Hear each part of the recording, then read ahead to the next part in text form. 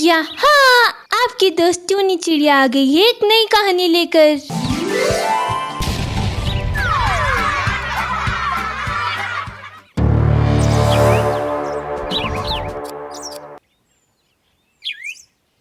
Champak one में टूनी चिड़िया अपने पति टोनी और बच्चों सोनू और मोनी के साथ रहा करती थी।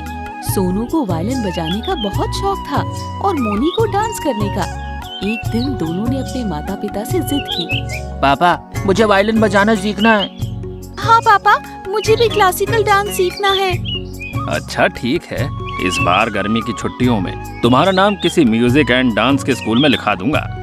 टोनी चिड़ा सोच रहा था कि जंगल में कोई म्यूजिक और डांस का स्कूल तो है ही नहीं, फिर कैसे वो अपने बच्चों से किया वादा पूरा कर सकेगा। यही सोचते हुए वो वापस लौट रहा था।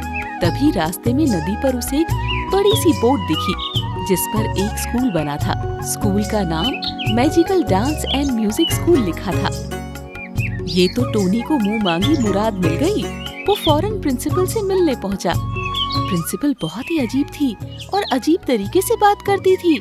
ये स्कूल पहले तो यहाँ कभी नहीं देखा, क्या ये नया खोला गया है? ये मेरा स्कूल बहुत पुराना है। मैं एक जंगल से दूसरे जंगल म्यूजिक सिखाती घूमा करती हूँ, इसीलिए नाव पर स्कूल बनाया है ताकि नदी के रास्ते कहीं भी स्कूल ले जा सकूं। मैं चाहती हूँ सभी संगीत प्रेमी संगीत की शिक्षा प्राप्त कर सके। प्रतिभाशाली बच्चों को यहाँ फ्री में म्यूजिक सिखाया जाता है और रहने की भी व्यवस्था यहीं पर है। अरे वाह, ये तो बहुत अच्छी बात है। मेरे बच्चों की 2 महीने की गर्मी की छुट्टी है। इस बीच मैं उन्हें आपके स्कूल में एडमिशन दिलाना चाहता हूँ, तो मुझे क्या करना होगा? आप कल ही उन्हें यहाँ रहने के लिए भेज दीजिए। समझिए उनका एडमिशन हो गया। वो यहीं रहेंगे और संगीत की शिक्षा ग्रहण करेंगे। यहाँ 100 बच्चों के रहने की पर्याप्त व्यवस्था है। टोनी ने घर आकर अपने बच्चों को ये खुशखबरी बताई।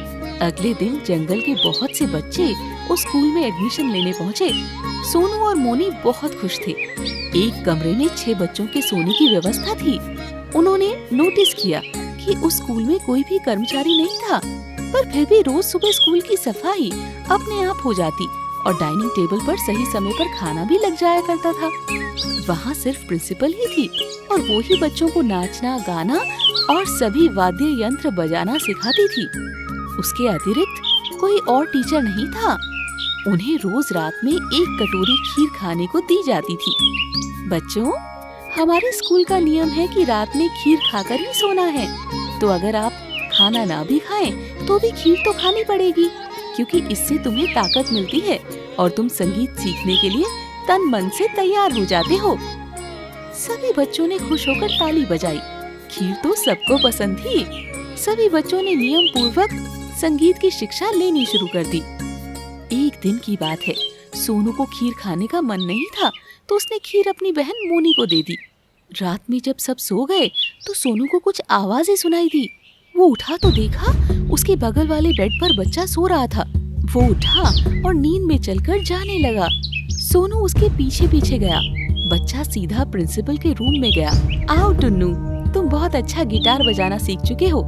अब समय आ गया है कि तुम अपना जीवन संगीत को अर्पित कर दो। जी मैम, आपने ठीक कहा। मैं भी तो यही चाहता हूँ। प्रिंसिपल ने अपने हाथ से कोई जादुई रोशनी छोड़ी जो टुन्नू पर पड़ते ही वो खुद गिटार बन गया। प्रिंसिपल ने उसे अपने गिटार के कलेक्शन में सजा लिया। ये देखकर सोनू डर गया और चुपचाप वापस आकर सो गया। अगले दिन उसने ये बात अपने कमरे में सोने वाले बाकी 4 बच्चों से बताई, जिनमें उसकी बहन भी शामिल थी। ये क्या कह रहे हो? टुन्नू गिटार बन गया?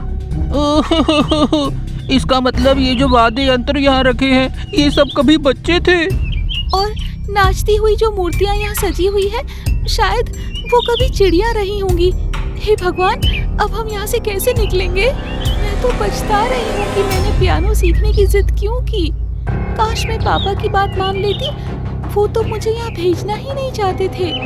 देखो, रोने और परेशान होने से काम नहीं चलेगा। हमें अपनी रक्षा खुद करनी पड़ेगी। हमारे मम्मी पापा को तो कुछ भी नहीं पता कि हम किस मुसीबत में फंस गए हैं। आज से हम इस स्कूल की तलाशी लेंगे, शायद कुछ काम की चीज मिल जाए। प्रिंसिपल जब उन्हें संगीत सिखा रही थी तो सोनू ने पूछा, मैम, हमारा दोस्त टुन्नू कहाँ चला गया? वो आज वायलिन सीखने क्यों नहीं आया? टुन्नू आगे नहीं सीखना चाहता था, सिर्फ प्रतिभाशाली बच्चे ही अंत तक संगीत की शिक्षा ले सकेंगे, बाकी बच्चे बीच में ही छोड़कर चले जाते हैं। पर तुम चिंता मत करो, तुम तो बहुत प्रतिभाशाली हो, तुम जरूर अपनी पूरी संगीत की शिक्षा लेकर ही जाना। जी मैम, मैं तो अपनी संगीत की शिक्षा पूरी करूंगा। मैं टुन्नू की तरह बीच में नहीं भागूंगा। शाबाश सोनू, तुम बहुत आगे जाओगे। देखना, एक दिन तुम बहुत अच्छे वायलिन वादक बनोगे, सारी दुनिया में तुम्हारा नाम होगा। क्लास खत्म होते ही वो पांचों बच्चे अपने कमरे में जाने की जगह स्कूल की तलाशी लेने लगे। सोनू को एक कमरे में एक डायरी मिली जिसमें कुछ मंत्र लिखे थे।